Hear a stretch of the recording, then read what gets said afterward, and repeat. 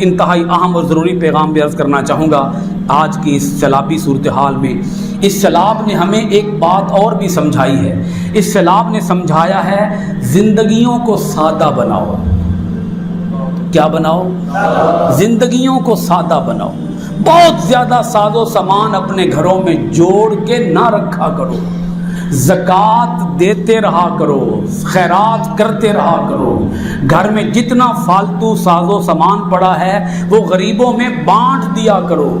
جو لوگ صدقہ و خیرات کرنے والے ہوتے ہیں اللہ تعالیٰ انہیں سختیوں تکلیفوں سے بچا لیتا ہے۔ الصدقۃ یرد القضاء، صدقہ بلاؤں کو ٹال دیتا ہے، صدقہ بلاؤں کو، تو جو صدقہ دینے والی قوم ہے اللہ اسے بلاؤں سختیوں سے محفوظ رکھتا ہے۔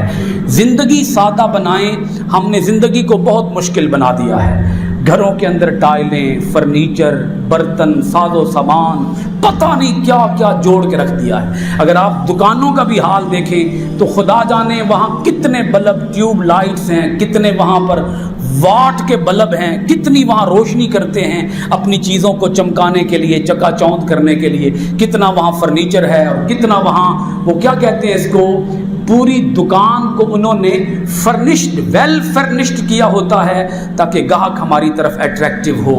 یہ زندگی کو ہم نے اجیرن کر دیا۔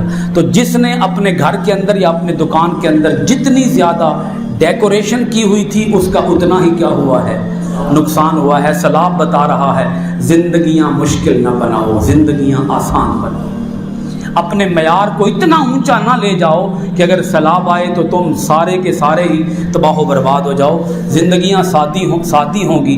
وہ کوئی غریب آدمی تھا نا، غریب آدمی جس کے پاس کچھ بھی نہیں تھا، کچھ بھی نہیں تھا، وہ باقی لوگ وہ رو رہے تھے، ہائے ہائے کر رہے تھے، ڈوب گئے، مر گئے، اجڑ گئے، سارا کچھ ہی رڑ گیا۔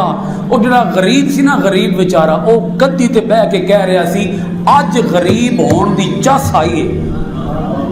پتہ نہیں ہوں دوان چس آئی ہے کہ نہیں آئی، اج غریب ہون دی چس آئی ہے ہی کول کچھ نہیں سی جڑا ڈبنا سی جی، جنہ دا ڈب گیا او تے بہ کے رون تے میرے کول تے ہے ہی کچھ نہیں سی۔ یہ ہے بات کہ ہمیں اپنی زندگی کو کیا کرنا چاہیے، سادگی کی طرف لے کے آنا چاہیے۔ زندگی جتنی سادہ ہوگی اتنی آسان ہوگی۔ وما علینا الا البلاغ المبین۔